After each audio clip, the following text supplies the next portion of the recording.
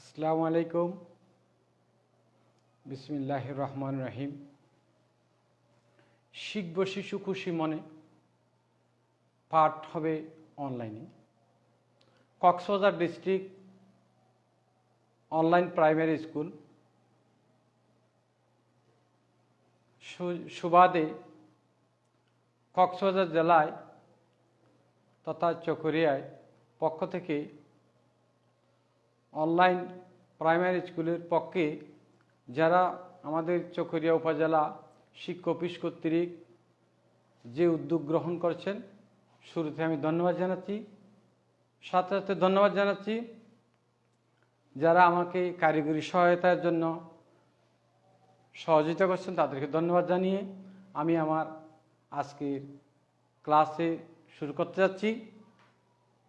ক্লাসের শুরুতেই সম্মানিত সুধী সমাবেশ, অভিভাবক এবং শিক্ষার্থীরা যে যেখান থেকে আমার এই লাইভ ক্লাস দেখছেন, সবাইকে জানাচ্ছি আমার আজকের ক্লাসের স্বাগতম এবং সুস্বাগত। যেহেতু সারা বিশ্বের এই করোনাকালীন ক্লান্তিক দুর্যোগে যেহেতু লেখাপড়ার অত্যন্ত ক্ষতি হচ্ছে, এই ক্ষতিকে অন্ততপক্ষে ক্ষতির হাত থেকে বাঁচানোর জন্য আমাদের বিদ্যালয়ের শিক্ষার্থীদের লেখাপড়ার চালিয়ে যাওয়ার জন্য সরকার যেই মহতি উদ্যোগ গ্রহণ করছেন, ধন্যবাদ জানাচ্ছি। এই জন্য আমি আমার নিজের পক্ষ থেকে ধন্যবাদ জানিয়ে আমার ক্লাসে আমি শুরু করতে যাচ্ছি। ক্লাসের শুরুতে আমি আমার পরিচয় দিচ্ছি।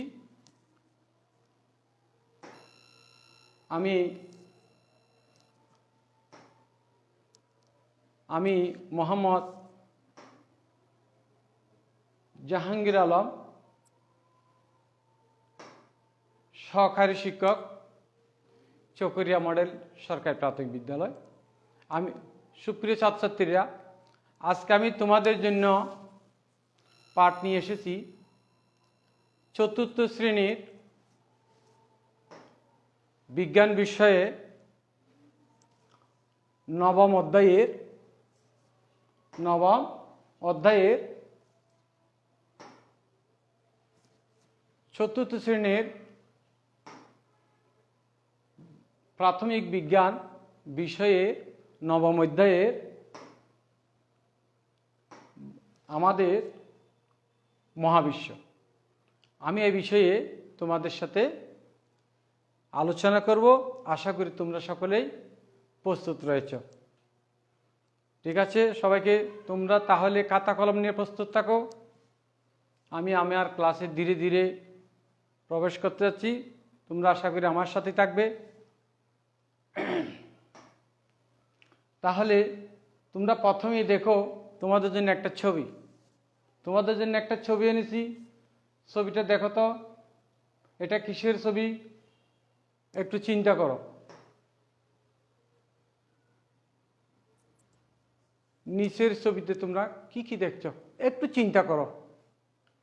ছবিটা মনে হয় খুব সুন্দর না? তোমরা ছবিতে কি কি দেখছো? খুব সুন্দর মনে হচ্ছে না? দেখো এখানে ছবিতে কি আছে। এটাই হচ্ছে আমাদের সৌরজগৎ। সুপ্রিয় ছাত্রছাত্রীরা, তোমাদের বলে রাখছি, এখানে একটা ছবি দেখো। এটা হচ্ছে সূর্য। সূর্যের পাশে আমরা কিছু গোল গোল চিহ্ন দেখতে পাচ্ছি। সূর্যের চারপাশে অসংখ্য তারকারাজি, গ্রহ, উপগ্রহ, গ্রহাণুপুঞ্জ, এসব কিছু মিলেই হচ্ছে আমাদের সৌরজগৎ। সৌর মানে হচ্ছে কি? সূর্য। জগৎ মানে হচ্ছে ভূমণ্ডল। তার মানে হচ্ছে সৌর, অর্থাৎ সূর্যের একটা পরিবারকে বলা হয় সৌরজগৎ। বুঝতে পারছো? আচ্ছা, এরপরে আজকে আমাদের পাঠের বিষয় হবে কি? সৌরজগৎ। এই সৌরজগতে আমরা জানবো কি সৌরজগতের মধ্যে কয়টা গ্রহ আছে, গ্রহগুলোর নাম কি, এবং তাদের অবস্থান কত দূরে এগুলো সম্বন্ধে আমরা জানবো। কেমন? এবার একটু দেখো, ছবিতে দেখো তোমরা, এই আমরা আজকের পাঠ থেকে সৌরজগতের গ্রহ সম্পর্কে জেনে আমরা আজকে কি শিখব? আমরা শিখতে পারবো সৌরজগতের মৌলিক চিত্রসহ কি করতে পারবে? তোমরা ব্যাখ্যা করতে পারবে। ঠিক আছে? এরপরে আরেকটা ছবি দেখো, এই ছবিতে তোমরা দেখতে পাচ্ছ এটা কি? সূর্য। কেমন? এই সূর্যের চারপাশে আর একটু কি আছে দেখো তো। এই সূর্য তোমাদের আমি কিছুক্ষণ আগেও বলেছিলাম, এই সূর্যের চারপাশে অসংখ্য গ্রহ, উপগ্রহ, গ্রহাণুপুঞ্জ, ধূলিকণা, গ্যাস, এগুলা নিয়ে হচ্ছে সৌর পরিবার বা সৌরজগৎ। কেমন? এটা আমি তোমার জন্য এখানে লিখে দিয়েছি। দেখো, সূর্য এবং তার চারদিকে ঘূর্ণায়মান গ্রহ, উপগ্রহ, গ্রহাণু, ধূমকেতু, ধূলিকণা ও গ্যাস নিয়ে সৌরজগৎ গঠিত। বুঝতে পারছো? তাহলে কি কি বোঝা গেল? সূর্য চারপাশে গ্রহ, উপগ্রহ, গ্রহাণুপুঞ্জ, ধূমকেতু, ধূলিকণা সব কিছু মিলেই হলো সৌরজগৎ। এগুলো সৌরজগতের সূর্যকে কেন্দ্র করে প্রতিনিয়ত কি করছে? পরিভ্রমণ করছে। এরপর তোমরা আর একটু দেখো, এবারে তোমাদের জন্য একটু চিন্তা করো দেখি আমি কি লিখেছি। সৌরজগৎ বলতে তাহলে আমরা কি বুঝি? আমি তোমাদের একটু আলোচনা করেছি সৌরজগৎ বলতে আমরা কি বুঝি। ভেরি গুড, অনেকজনে বলতে পারছো, ধন্যবাদ, ফাইন। তাহলে আমরা বুঝতে পারলাম সূর্য ও তার চারপাশে ঘূর্ণায়ন গ্রহ, উপগ্রহ, গ্রহাণুপুঞ্জ, ধূমকেতু, ধূলিকণা সব কিছু নিয়ে হচ্ছে কি আমাদের সৌরজগৎ। ভেরি গুড, অনেকে বলতে পারছো, ধন্যবাদ। এখন সৌরজগতের একটু চিত্র দেখো তোমরা ভালো করে, এখানে একটু দেখো। আমরা এতক্ষণ সৌরজগৎ পড়েছি। সৌরজগতের সূর্যকে কেন্দ্র করে তার চারপাশে গ্রহের কথা অনেকক্ষণ বলেছি, আলোচনা করেছি। এখন এই সৌরজগতের বিশাল আকার জগতে সূর্যকে কেন্দ্র করে যে গ্রহগুলো ঘুরছে প্রতিনিয়ত, এগুলোর বৈশিষ্ট্য কি, এগুলো কীরকম আমরা একটু জানব। মহাবিশ্বের যে বিশাল আকার বস্তুগুলো সূর্যকে কেন্দ্র করে ঘুরে তারাই গ্রহ। আমরা জানছিলাম কি সৌর মানে হচ্ছে সূর্য, জগৎ মানে হচ্ছে ভূমণ্ডল, সৌর অর্থাৎ সৌরজগৎ মানে হলো সূর্যের একটা পরিবার। এই পরিবারের মধ্যে গ্রহ কারা বা গ্রহ কি? এই গ্রহ হচ্ছে কি দেখো, মহাবিশ্বের যে বিশাল আকার মানে অনেক বড় বস্তুগুলো সূর্যকে কেন্দ্র করে প্রতিনিয়ত ঘুরছে, প্রদক্ষিণ করছে, আবর্তন করছে, এরাই হচ্ছে গ্রহ। একটা জিনিস মনে রাখো, গ্রহের কিন্তু নিজস্ব আলো নেই, এরা অন্যের আলোয় আলোকিত হয়। এরপরে আমরা একটু দেখব সৌরজগতের গ্রহ সম্বন্ধে দুটি বাক্য লেখো। আমরা কি বাক্য লিখতে পারবো সৌরজগতের গ্রহ সম্বন্ধে? আমরা জানছি সূর্য কি এবং গ্রহ কি জেনেছি, তাহলে আমরা গ্রহ সম্বন্ধে কি একটু বলতে পারবো? চিন্তা করো। ভেরি গুড, একজনে বলেছ গ্রহের নিজস্ব আলো নেই। ভেরি গুড, আরেকজনে বলছে গ্রহ তার নিজ পথেই প্রতিনিয়ত ঘুরছে। ধন্যবাদ। এবারে আমরা আরেকটু পরিচিত হব এই সৌরজগতের মধ্যে কয়টি গ্রহ আছে, এক একটি গ্রহ কেমন। আমরা তো এগুলা হয়তো দেখি নাই, তারপরে সচিত্র আমরা দেখার চেষ্টা করব। দেখি। আচ্ছা, তোমরা দেখার আগে এই যে একটা চিহ্ন দেখা যাচ্ছে গোলাকার বস্তু, এটাকে তোমরা নিশ্চয়ই চিনো। এটা হচ্ছে কি, আমরা যে গ্রহে বাস করি সেই গ্রহ হচ্ছে পৃথিবী। কেমন? পৃথিবী নামক আমরা যে গ্রহে বাস করি সেটা হচ্ছে পৃথিবী। এটাই হচ্ছে সেই পৃথিবী। এগুলি হচ্ছে অন্যান্য গ্রহ। আর একটু দেখো, এগুলো হচ্ছে সৌরজগৎ। এই সৌরজগতের মধ্যে গ্রহগুলোকে আমি একটু তোমাদের সাথে পরিচয় করে দেব। এখন কোন গ্রহ কত দূরে অবস্থানে আছে এবং কোন গ্রহটা কিরকম একটু পরিচয় করে দিবে, কেমন? তাইলে এবার একটা চিত্রে দেখো, এই বড় একটা বিশাল আকার লাল বর্ণের আবার দেখা যাচ্ছে, এটা কি? ভেরি গুড, সূর্য। এটা হচ্ছে সূর্য। দেখি, সূর্য। এই সৌরজগতের মধ্যে সূর্য হচ্ছে সকল শক্তির আধার। প্রত্যেকটা গ্রহ সূর্যকে প্রতিনিয়ত পরিভ্রমণ করছে, কেমন? এই সূর্যের কে কেন্দ্র করে যে গ্রহগুলো প্রতিনিয়ত প্রদক্ষিণ করছে, আমরা এখন জানবো সূর্যের কাছে সবচাইতে কোন গ্রহটি খুব নিকটতম অবস্থানে রয়েছে, আমরা একটু জানব। এটাকে একটু চিন্তা করো, যে গ্রহটি সূর্যের একদম নিকটতম কাছে রয়েছে বা নিকটতম স্থানে রয়েছে, সেটি হচ্ছে বুধ।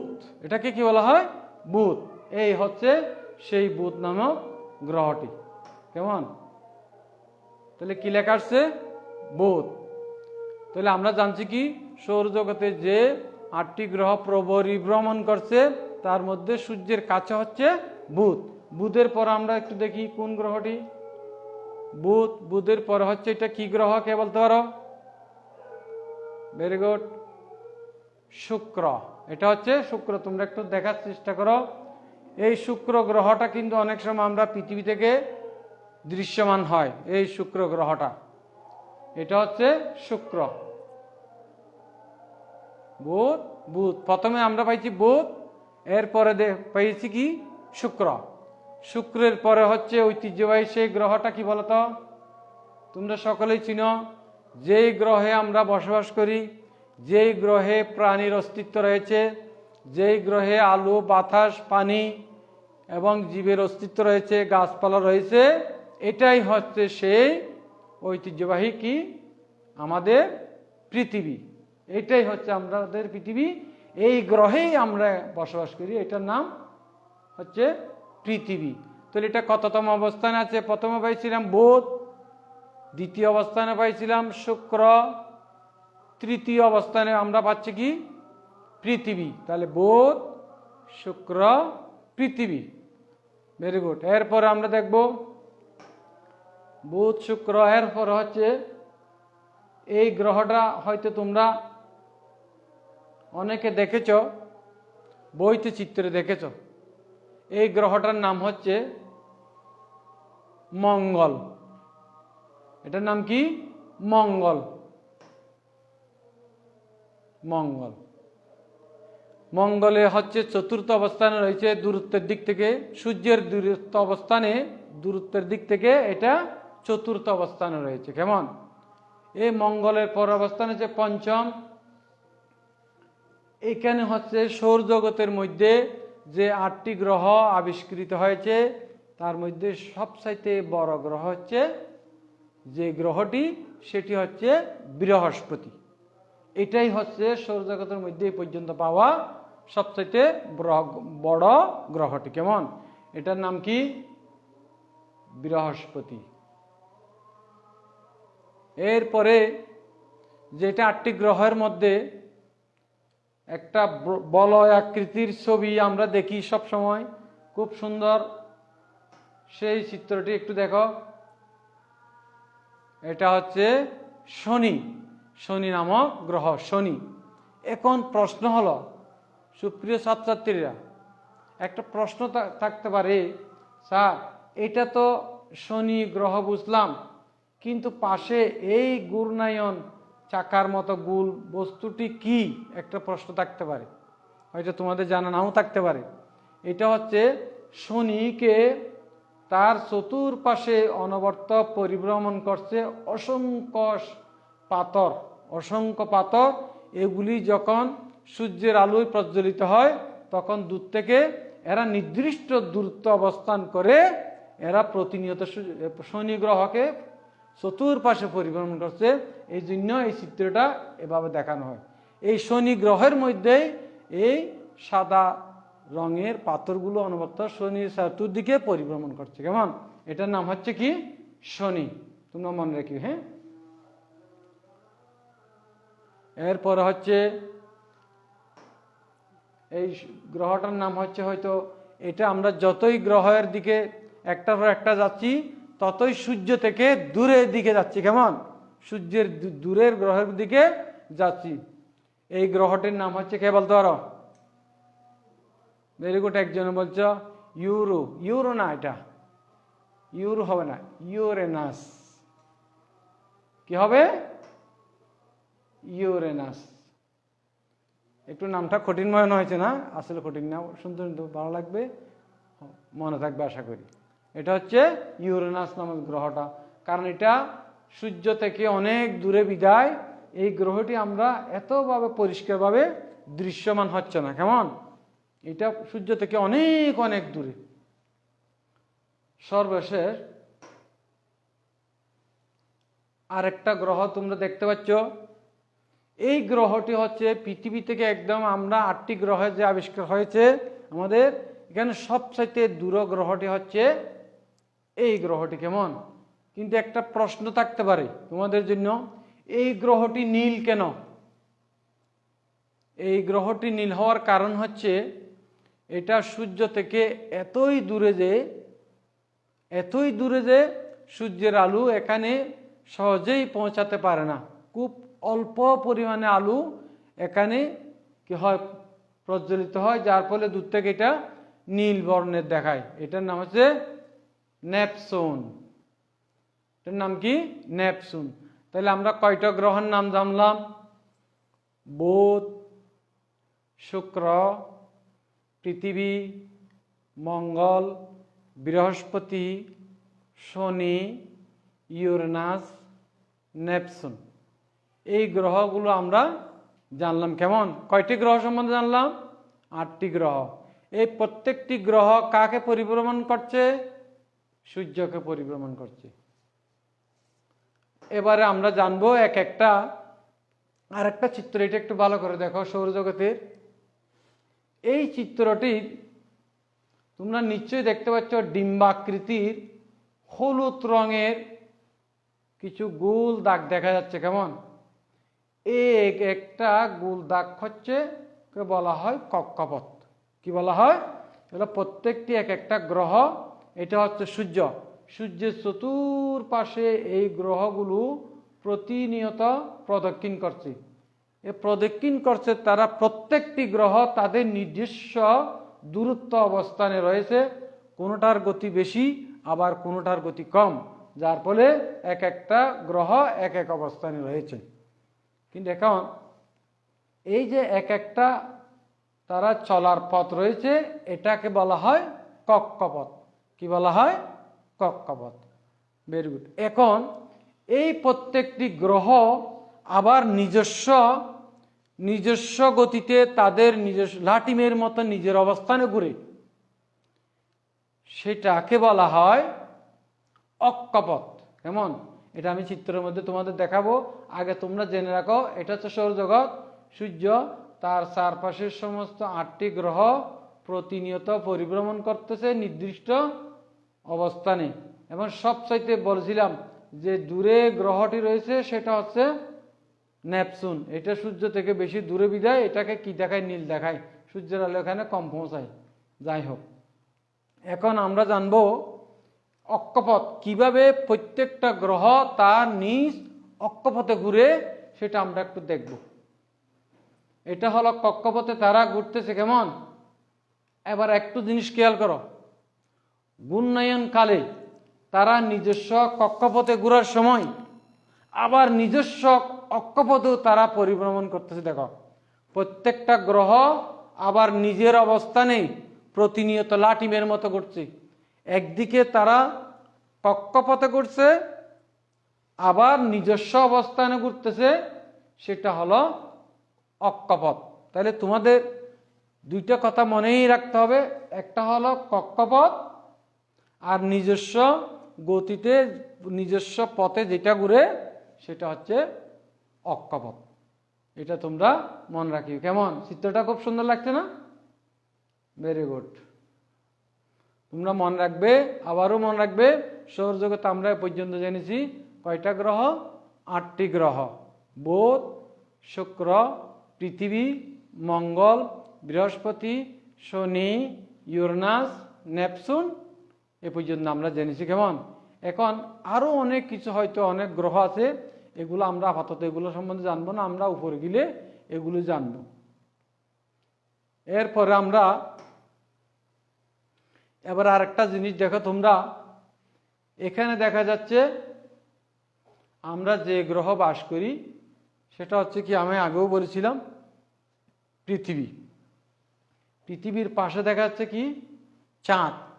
একটা জিনিস মনে রাখো তোমরা, এটা হচ্ছে গ্রহ, পৃথিবীর এটা গ্রহ। এই গ্রহের আরেকটা একমাত্র উপগ্রহ হচ্ছে, সেটা হচ্ছে চাঁদ। চাঁদ হচ্ছে পৃথিবীর একমাত্র উপগ্রহ।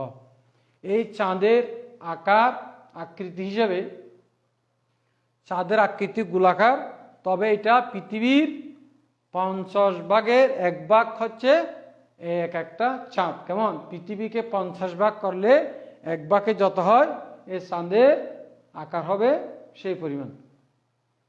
এখন আমরা পৃথিবী যে অনবরত তার নিজস্ব অক্ষপথে ঘুরছে, পশ্চিম দিক থেকে পূর্ব দিকে, আমরা একটু দেখি। তাহলে অনবরত দেখো তোমরা, পশ্চিম দিক থেকে পূর্ব দিকে পৃথিবী এভাবে অনবরত ঘূর্ণায়ন হচ্ছে। কেমন, নিচে একটু দেখো, আমাদের পৃথিবী সৌরজগতের একটি গ্রহ। আমরা আগে জেনেছি 8টি গ্রহের মধ্যে পৃথিবী একটি গ্রহ, তার মধ্যে আমাদের পৃথিবীও একটি গ্রহ। তাহলে আমরা পৃথিবী নামক গ্রহেই বাস করি। চাঁদ হল পৃথিবীর একমাত্র উপগ্রহ।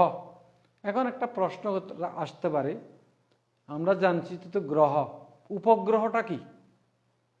উপগ্রহ হলো যে বিশাল বস্তু কোনো না কোনো গ্রহকে পরিভ্রমণ করে, সেটা হলো উপগ্রহ। তাহলে এই চাঁদ পৃথিবীকে কি করে? পরিভ্রমণ করে। ঠিক আছে, আমরা এরপর দেখব, এটা হচ্ছে সৌরজগৎ। কেমন, নির্দিষ্ট দূরত্ব অনুসারে এই গ্রহগুলোর নাম দেওয়া হলো। এখানে দেখো, সৌরজগতে কয়টি গ্রহ সম্বন্ধে আমরা জেনেছি? 8টি গ্রহ।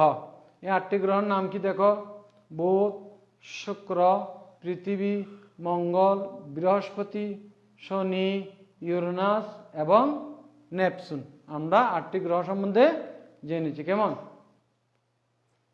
এখন আমি অনেক কিছু তোমাদের সাথে আলাপ করলাম, এবার দেখি তোমাদের কি মনে আছে। আমি তোমাদের একটু মূল্যায়ন করার চেষ্টা করি।